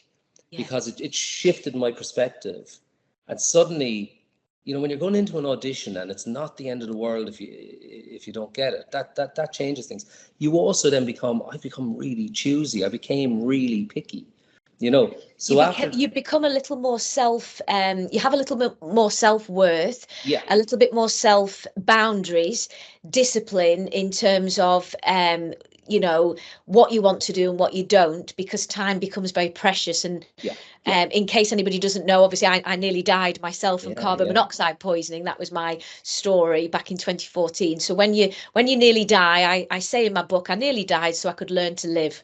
So Very perhaps good. that opens up what you're saying. Very good. I think that's bang on. I always thought about that, like, and it's very similar to what you're saying there. When I was in the chemo ward in Waterford, when I was in hospital, there was always kind of like, I didn't see a lot of people dying there. I saw a lot of people living, you know, because there's people, you know, living with it. You know, whatever happens in the end is whatever happens in the end. But right there and then, there was all those people, like, you know what I mean, and kind of, and they are very sick, but they're living and they're getting on with it and surviving as much as is possible, because that's what it does to you. It makes you want to survive. It also then, because especially for performers, and, you know, I consider myself a job an actor, like, you know, so you go job to job. And back in the day, before I was sick, I would take every job that was offered me because I had to work, I felt. Nowadays, since then, you know, I don't. I like I say, I've become very choosy, because the last thing I want to be doing is sitting in a rehearsal room, unhappy. Yes. It's just not worth it. Do you know what I mean? All those weeks and everything. And that's a hard thing. Then again, you hold your nerve and you think it's okay, because the right thing will come along. Yeah. And I think you're absolutely right. Time becomes very different. I mean, I've just, in my personal story, because I've got ME, just lost 10 years. I've had to learn to walk and talk again, from bed bound to a wheelchair to then kind of, will he ever go outside? Will he ever walk again? But incrementally, bit by bit, luckily under Dr. Raymond Perrin, who's a neuroscientist who's been treating me and getting me better. If I hadn't found him, I don't think I'd be here. So I'm very lucky. But I see every single day, every moment as magic, and I can't do a lot. I'm still stuck inside, but that's the purpose of today, to reconnect with people like your good self, who I've worked with before, and to show people all the different multiple sides of ourselves, so that anybody else out there can learn from our experiences, and keeping that positive soul. And I think that's incredible that you went through that, Jamie, yourself. And I'm so pleased that you had a great network support around you as well. And so what happened? What was the circumstance? You gradually started to feel better and the lump reduced, or what was the outcome? They took the lump out. Like, that came straight out. Yeah, absolutely. Okay. Yeah. And then and it is funny, because of not being ill with it, it hadn't gotten to any point where I was ill with it. The treatment makes you much more ill than you are to begin with, and that's just the nature of chemotherapy. The side effects are very harsh, but once it finished, I got better pretty quickly, and I was back on stage. I finished the chemo, say, in October. I was back on stage in January, because the show that I was on, that I found out I was sick on, it came back, and they said to me, "Do you think you'll be able to come back? Because we'd love to have you back." Wow. And so I said, yeah. And it was a real great thing to work towards. To get back in, you know, absolutely. That's the goal. I say to everybody, have a purpose. No matter what happens, whatever your limitations are for life or for a period of time, or in your case, what you went through, which is very, very difficult, but you had a goal, you love your job, and you had a purpose ahead, which is brilliant. And also people were still wanting to employ you. So you weren't out of the system too long. And I think even if you had been, they would have been grabbing you to bring you back. So, you know, that's your qualities. So the gentleman that brought you back, who was that? Sorry. Like, that would have been the production company, like, you know. Yes. Actually, funny enough, there you go. The producer was a lady called Pat Mylan, and Pat is well known in Ireland. She had like big hits like Stones in His Pockets and all that kind of stuff, you know. And she's like a great woman of Irish theatre, kind of. But she was the producer on that show. And funny enough, 2 years ago, I got a text from Pat. I hadn't talked to her in 10 years, maybe. And she said, "Jamie, I've just done a Google search. I'm not well," she said. "And I've done a Google search about like what I have, and all of this, and 3 articles came up about you." She said, "Is that what you had when you got sick on the show?" I said, "Yeah, it is." And she said, "How long ago was that? She wasn't like, you know." And I said, Jeez, I said, like, like that's 15 years ago, and I'm still going, Pat. So like, Yes. yeah, Have like hope. there is hope, absolutely. And I was delighted to hear a year later that she'd gone through her chemo and she was in remission and she's in good form now, like, so, which is Oh, great. that's Tell you, that's wonderful. the person, really. Yeah. This is the thing, something is going to hit all of us at some point, Mm. whether it be a marriage breakdown or a personal circumstance of another description or ill health. And at some point, something's going to happen. So when we go through these things, it's never in vain. It's how we deal with it. It's whether we sink or swim. And particularly with ME, it's the more you do, the worse you feel. So it's a condition that maybe for life, I may have to sort of monitor. But the great news is I'm happier than I've ever been, Great. because I have so many more limitations, which Yeah. is quite strange to say. So I can't ice skate and sing and dance, and I can't go into public places at the moment because I collapse in sound. But what I can do is do this and write a book, and it's grabbing hold of things that you can do in the face of adversity and powering through. And I always say laughter is the best medicine. Oh, with yeah, undoubtedly. yeah. Undoubtedly. I could tell you some of So the jokes. I won't, but like I could tell you some of the jokes oh, you're welcome to. that were like we used to do when I was sick, and it's a dark humor, like, but Yes. It works, it helps, it really does. Yeah. And so you came through, and then you returned to the production, and then Yeah. what happened next, Jamie? Well, And you were I moved back to London then, and I did a couple of shows in London. I worked at the National Theatre for the first time, and then I went straight from that show into another show. And on that second show at the National, I was going to play at the Olivier. I found out I was sick again. I'd relapsed. Oh. Yeah. So that happened, and I had to go back into chemo again. And this And time how long was the time in between? How long was the time in between? So October, and I found out relapse just under 2 years. Okay. Yeah. About year and a half, over a year and a half. Yeah. But it was it was unexpected. But the whole point of your aftercare after going through chemotherapy and having cancer is that you get checked every 3 months for the first couple of years. And it was on one of the checks that they realized that I relapsed on the other side of my neck. There was another lump there. And so I had to be brought back in for chemo, but this time I had a bone marrow transplant, a stem cell transplant. So Okay. that was a much more intensive treatment, like mental. It was crazy, and And did they remove the other lump as well? Oh yeah. They take him out to test them anyway, like, to make sure it is what it is. And with the bone marrow stem cell transplant, as it's properly called, I was lucky because it was lymphoma. They could use my own stem cells. I didn't need a donor. So that's the way that works with me. It's different if you have leukemia or other kind of blood cancers. Right. But because it was classic Hodgkin's lymphoma I had, they were able to just use my own stem cells, and that was 15 years ago. I had that. Yeah. And did you find, like I've done, did you sort of change your diet, or was there anything? I meditate. I have a whole plethora of healing modalities at the last part of my book that hopefully will help other people. But did you have healing modalities secondary to the healthcare system as well, or were you one of those lucky people who can eat, drink, and carry on anyway?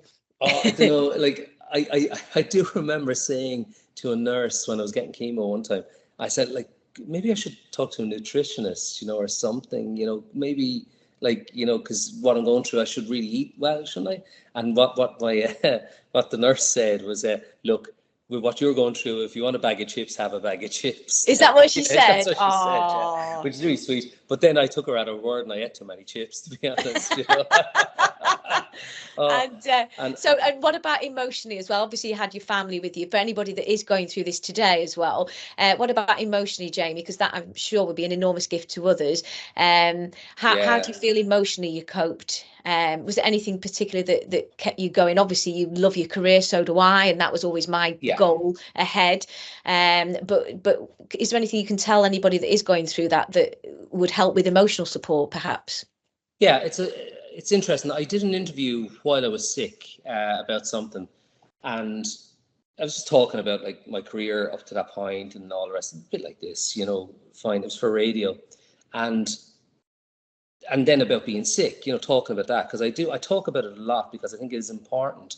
One thing, and I did this last year, or the year before, I talking for men's health, because a lot of men won't go and get checked. It's a fucking old macho thing, all that kind of stuff, and you kind of go, I had a lump on my neck. I didn't know what it was. I went straight to the doctor. I told my friends about it and they said, oh God, I wouldn't have gone to the doctor. It's a real tough thing for men feel, I think, you know what I mean, where there's stigma about going to the doctor in Ireland, really. Well, no, I think you're right. I think the stigma is men in general, even if they're sick, whatever the sickness is, don't want to talk about it. Whereas women are through it, That's it. It. No, I'd be dead if I didn't go. Like, it's as simple as that. And so talking about that, like that's always very important. Chatting to this interviewer though, and talking about my career, and then talking about being sick, she said to me something that really stuck with me, was that she said, if I like went through what you're going through, if I had this kind of thing, she said, I'd be kind of rethinking my career, rethinking my life, and looking at, kind of, should I be? And she said, but I'm listening to you talk about what you do and what you're at, and you love it. Like, what's going to change? And I said, nothing. That's the thing. I miss it, and I want to get back to it. That's exactly what I said. That's exactly what I said 10 years ago. And it doesn't matter what length of time you're poorly, if you've got a purpose and a goal and a focus, and we are blessed with this particular career, in particular of all careers, it's the most exciting. It's the biggest highs and the biggest lows, and spinning loops in between. And I can't, if it's in your blood, quite literally, then you want to clean your blood in your case, and then get back get back to it. So we're blessed with these careers. You see, not everybody has that, Jamie. That's really insightful of that lady, because not everybody wants to get back on stage or even wants to go on for the first time. That's not going to help them. So how would you help the average layperson? What do you think would perhaps help them? Do you think perhaps therapy is a potential option? It might not be something you chose, but are there any other healing modalities that you can suggest that might be of value, including? I think therapy is a very good thing, to be honest, and something I didn't do, and I'm sorry I didn't do, like, straight away, because like I'm talking more about it now than I ever did back then. Do you know what I mean? It's a real interesting thing, and just talk about it, like, isn't it? Do you know what I mean? Being open about it. And the day I went in to get my chemotherapy was the day I found out what chemotherapy was, which is crazy, like, when I think about it. But I never had any idea what this is. You'd push it away. You wouldn't think about it. Yeah. But now talking to my friends, and I tell them all about it, like, the gory details, and God forbid that happens to them, but it's happened to a couple of them where they've gone into it talking to you and knowing a bit about it going in. It does really help, and talking about how you're feeling, because sometimes, like, some days are just the pits, like, and there's nothing you can do about it, because with cancer anyway, that treatment makes you feel worse before it makes you feel better, and that's a hard thing, but the thing is, it's for a reason. It's worth it. Yes. And that's the big thing. When you get over that hump and have that in your head, the second time it happened to me, it was much tougher treatment, really much tougher. But I'd been through tough treatment, and I knew it was there for a reason, and I trusted them. And doctors and nurses are amazing, like, I mean, God, wow. I mean, it blows my mind. I did a speech there last year at the Association of Irish Nurses in Oncology, at their annual conference, and it was one of the greatest honors to be able to kind of get up and say thanks, to these amazing people. Like, I don't know how they do it. We dress up for a living, like, you know what I mean? Like, like that's what I always say. They don't even get we get a round of applause if you do something. We all need support, and you've obviously had perfect support, Jamie, which is absolutely Yeah. fantastic. And so other healing modalities, did you say at the time you didn't have therapy? Is that something that you've ever had No, I didn't, and since? I would, like, you know, I mean, I had a bit since, certainly, yeah, and it's I know it, I think it's great, you know what I mean? Yeah. It's and therapy is important to talk to someone, but there might be someone in your life you're able to talk to, I and agree. you know, and you talk to them in a normal situation. Being ill is an abnormal situation, but you can still talk to them. Like that, they're Yes. still there for that as well. You know what I mean? I think that's important to kind of realize, yeah. Yeah. And like those people can only help you if they know, and That's it. that's the thing, yeah, yeah. And I think when you're truthful with yourself, no question about that, all your baggage, I felt like all the suitcase and baggage of my own circumstances were dropped. And once you drop that, like you say, you're free. Yeah. You're ready to live free. And so I find it a blessing. As much as it's a trauma at the time, I think it's a blessing because then you can live completely your life your way, but also with the mindset that you want to always inspire and help other people. I think there's Yeah. just some sort of undercurrent there of wanting to help others so Yeah, that they really, don't yeah. go through what you did, which is always a good thing as well. So moving forwards from that, so you had that situation occur, and what happened next after that, Jamie? Yeah, I got better, which is great. Which You know is what I mean? amazing. And you look Yeah, yeah. amazing today, Thank you, so it's thank you. great to No, see. yeah, and like my hair grew back and everything, you know, and like, you Wow. know, yeah, which is mad. And yeah, like it's funny because that's when things really changed in my career, was after the second time I got sick. Yeah. I suddenly started doing more TV and film than I'd ever done before. And I remember, partly because I started waiting for it. Now, if a good theatre job came in, oh, straight away. Like I was with the Royal Shakespeare Company, I did the Globe, like I say, I did Stones in His Pockets. I ended up doing that play myself as well, all that kind of stuff. And I was back at the National and places, and it was great. But then suddenly things started happening, TV and film wise, and I did an audition for a casting director, and I hadn't seen her in about 10, 12 years. And she said to me, Jamie Beamish, I haven't seen you in a long time. I said, yeah, I know, yeah. She said, she looked at me and said, you've grown into your face. And that was her, you know, so, you know, the odd things, that mad things people say to you. But I knew what she meant. I was older. You know, I'm getting older. I'm 2 years off 50, like, you know. So, like, it's important. And, like, I'm delighted because suddenly I'm getting parts I never would have gotten before. And people are seeing me in ways that they never saw me before. So suddenly, like, since then, since 2010, so the past 14 years, like, the stuff that's come in, and also then I kind of I got a new agent, my old agent Hannah that I was talking about. She was amazing. 14 years I was with her because she left Elspeth and I went with her, just me and her. God, she looked after me and she was so brilliant. Wow. And I wouldn't have a career without her, like at all, like not at Well all. done to her. Well done to her and you. Yeah. Yeah, no, and she was kind of winding down then in around 2014, and I was in a show in London, and my current agent that I'm with now, and I'm with them like 10 years next year, started 2015. I was in a play at the Almeida, and she was at it because she's someone in it, and she approached me, and it's an agency I thought was way above my pay grade, way above. Oh. But she approached me and took me on, and that completely changed my career. Then I was suddenly kind of doing, you know, that's why I did Bridgerton. That's why I got seen for it.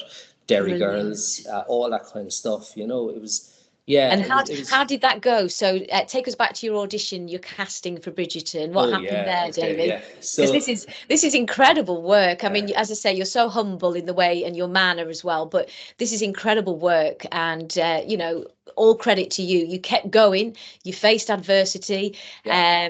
You faced rejection in the early days, and you just kept going and kept going like a powerhouse. And that's incredible. So then you then what age would you be for? Or was it Derry Girls first? Which Well, was Derry Girls first? happened first. Yeah, it did. The first series of Derry Girls we shot. When did we do that? No, sorry. I done, yeah, 2017. Yeah, because I had done this American TV series about William Shakespeare. I'd done that for about 9 months. Huge flop, which is a pity. It was a nice show, but you win some, you lose some, but that was Okay. grand. And then the noises were happening about Derry Girls. Now, I had done, Lisa McGee, who wrote Derry Girls, I had done our first sitcom called London Irish. I'd been in that. And I got on with Lisa and the producers, and the scripts are amazing, you know. London Irish only lasted one series, pity, but then the rumours were going on around about Derry Girls and that the scripts were even better than London Irish, you know. And we were going, come on, what's going on? Can I get seen? And I was brought in, I won't speak out of school here, but I'll do it in a guarded way. And I was seen for one particular part, yeah. And they brought me in, and it was one of those auditions you dream of, you know, kind of, because you're in there with friends, really. They didn't know. And this is in Ireland? No, this is in London. This is in Spotlight. Yeah, Spotlight Casting Studios in near Leicester Square. Yeah, and I was in there, went in. We had a laugh. You know, it was brilliant. And I remember kind of coming out going, oh, like, that's in the bag. Like definitely, like, that's happening. And I never say that. And this is happening, I said, you know, fine. And I and what a great show as well. Oh, yeah. Well, absolutely. But it wasn't for the part I ended up playing, you see. It was for a different part. And so, literally 2 days later, I got a phone call from my agent saying, you've been offered a play in Chichester. And Chichester is an awesome theatre, and it's a great, you know, spot. It was an Irish play, so it'll be interesting. And I kind of went, right, but what's happening with Derry Girls? And they came back to me and they said, listen, you're like top of the list for this part, but we're not sure if we think you might be too young. Yeah. We're not sure yet. So we're going to hold off. Yeah. You know, I was going, right, okay. And then I said, I'm going to get this. This is going to happen. Turn down Chichester, and, you know, let's wait. I'm going to, you know, hold your nerve, like I say, you know, kind of, this is going to happen. Yeah. Yeah. And I got a phone call 6 weeks later. 6 weeks I was waiting. And I got a phone call 6 weeks later, and it was saying, we've decided to go older for that role. So I'm really sorry, Jamie. You know, it's not going to work out. And I went, okay, well, what do? You know? So there it is. It's gone. I thought that's the end of me now and Derry Girls. And 2 weeks later, I got a phone call from the agent going, they've just been on from Derry Girls. I said, well, what did they want? And I said, Lisa's after writing a part for you in the last episode of the first series. If you want it, it's yours. If you want to tell them to head off, you know, to feck off because of what happened, that's okay too. So do you want to read the script? And I was like, I don't need to read no script. I said, yes. Yeah. Absolutely. And Jamie, had you done Chichester, you may not have had that opportunity. Wouldn't have happened. Yeah, exactly. So some of our career is a gamble, but you took a gamble and it paid off. And that's it, yeah. And I went, and that's the part. That's Kieran, like, you know. That's. And this was the character in the photograph shop. Indeed, that's it, the photo shop. We were full throttle, loving and laughing. My partner Mark and I, absolutely crying with laughter. But as soon as we both saw you, we lit up laughing because your comedy. I mean, it was just brilliant. The whole cast is phenomenal. One of the best things that I've ever seen on television. So we really were drawn and couldn't wait to watch series 2 and 3. Yeah. And then tell us what happened. Oh yeah, I mean, like, that's like, you know, I mean, it's the gift that keeps on giving. I mean, you know, when do these kind of things happen? That you're in something like that, because people now talk about Derry Girls in the same breath as Father Ted, as Fawlty Towers, as all this kind of stuff, and you're kind of going, that's unbelievable, like, you know. And what you're talking about now, your situation and how it brought you joy. I mean, wow, like, you know what I mean? Isn't that like, you know, that's a gift to me to say, you know, it brought some joy into your life, and all the girls, like, you know what I mean, that were in it, because it's phenomenal, like, cast. It was a nightmare at times to film because you'd just be laughing. It was literally like that. Someone would do something, oh really, oh I can't handle this, like, you know, and you're gone, you're corpsing, you're losing it, just laughing all the time. Great. And Lisa was very, very good, like, brought me back, like, for series 2 a bit, and then a nice couple of bits in series 3, and it was brilliant to be part of that family. And to be just even part of that. And I know it's really helped with everything I've done since, you know. I'm sure it had an effect. I don't know for definite, but I'm sure it had an effect on me getting Bridgerton when that happened as well. You know what I mean? Because when you're in something like that. Yeah, tell us about that, Jamie, as well, because we're coming to a close. I don't want to lose you. So just tell us a little bit now. So you went from Derry Girls and then you got offered, was it Nasty Nigel? Is that right? Bridgerton? Lord Nigel Burbrook in Bridgerton. Yeah, oh my God. So you self-tape for things. You know, you put like a stand, put your phone on it, and you tape yourself, send it in, forget about it because no one ever says yes or no anymore. All that kind of stuff. The script from Bridgerton came in for episode 1, and they sent me 13 pages of script to learn and do for camera. And I nearly didn't do it because I just went, oh, posh English guy. There's loads of real posh English guys in England, you know. So, and I was in London, and I was, 13 pages is my weekend gone because you have to learn them, tape it, all the rest. I literally got through. The take I sent in for my self-tape was the take I got the lines mostly right, you know. Yes. And I just went, right, it's there. I'm not doing it anymore because I can't retain this. It was just too much. And I did it, and I made a bit of, I kind of looking back on it, it was a big choice, big decision about how I put this character across. And I remember showing it to a friend of mine a couple of days later because he was interested in seeing what tapes I've been doing. I showed it to him. I said, God, that's terrible, Jamie, isn't it? I said, I know it is. It's not great. It's a bit big, you know. And out of nowhere, then straight off her, like from the tape. Normally you get a recall or something like that, but no, it was just, yeah, you're doing it. And then they sent me the scripts of the first 2 episodes. Went, oh hell, that's a big part, like, you know. I was going, wow, it's bigger than I realized, and then much bigger than I ever realized. And I remember going to the first read through of the first 2 episodes. And all the cast are there, and all these casts now are so well known and famous and everything. And suddenly there's all these people, but no one's famous then. But we're all absolutely, you know, we're so nervous. And the American producers are there, Netflix are there, it's all that grand. And the producer and director comes up to me and he goes, hi, Jamie, hi. Listen, we loved your tape. Everyone in the office loved your tape. We found it so funny. It was great. And I said, oh, thanks very much. I'm really excited to be here, really nervous. And they looked at me and went, where are you from? Because I'd done an English accent for the tape. They'd never heard me proper accent, yes. You know, so they didn't know I was Irish. I was going, oh no, I'm going to get sacked. Well done. Yes, I mean, I bet that threw him. Yeah. Oh, stop. But it was great. It was great. It was a lovely read through, and then filming it was a joy. It was absolutely magic. Such great people, such, you know, I'm really well looked after, and all the rest. And that I filmed that over 7 months. Yeah, it was like we were in York in a castle one day. We were down in Aylesbury in a huge stately home another day. Like really, and then we did a lot in Bath, you know, in Bristol, yes. Because it looks unbelievable down there. And it was amazing. And it was the kind of thing where I was kind of going, like, I think this is going okay. You know, this is all right. This is pretty good. It's a good part, like, you know, and kind of people are into it. And when we're filming it, people are into it. You never know whether that's going to translate.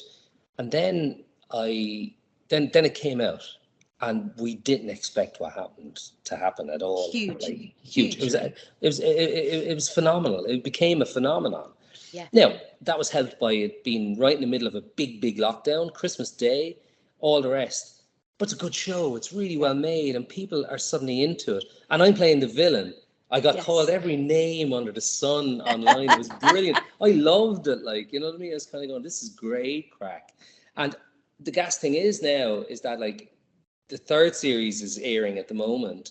And I wasn't in the 2nd series. I'm not in the 3rd series. Will I be in the 4th series? I don't know. Probably not, but maybe. But who knows? But like, people are still talking about me, which is a great, like, you know what I mean? It's a huge compliment to that, you know. By being called Nasty Nigel, did that affect you in any way, in a bad way, or were you reveling in it? Because we all know you're not like that. Thanks. No, I like the stuff that was being said about me online was absolutely kind of hilarious, and I would never take it personally. Like, you know, I made myself look ugly. I wanted to come across as an ugly character. That was the whole point of it, you know.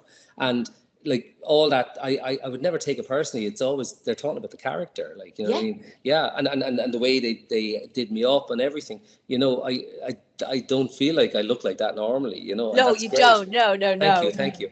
But it's not just. I don't just mean the look. I mean the actual the way you performed it as well, Jamie. Yeah. So it was just spectacular. It was you were perfect for that role. And as you said, looking back to your childhood, there you were. You've reached perhaps one of the highlights of your career, and you did it.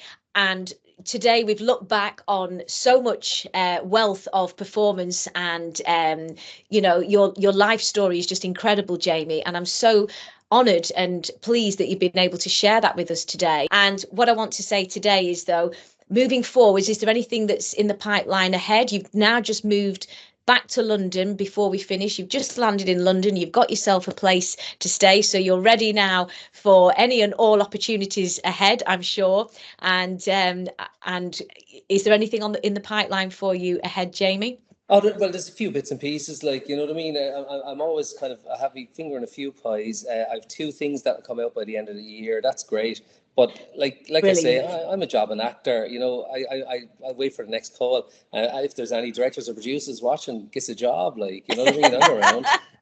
Well, I think you are an inspiration in so many different ways, and it's been an absolute pleasure speaking to you again today, Jamie. And thank you so much for coming on to Catherine Vandome and me. And I hope the audience has enjoyed today and been inspired by you in so many different ways, to hopefully follow in your footsteps one day as well. And I wish you personally another 50 odd years, maybe 60 ahead of talent. And if you can follow in your original agent's footsteps, may you also live to 112. Thanks, Cathy. Cathy, it's magic to see you. You look amazing. And Thank you. Been like, you know, it's like a time machine seeing you, you know, bringing me back to the days we had back in Guildford. Oh, thank you so much, Jamie. And all the very best ahead. And I hope to see you again soon. Lots of love. Thanks again. Big love, Kat. See ya. Thank you. Bye-bye.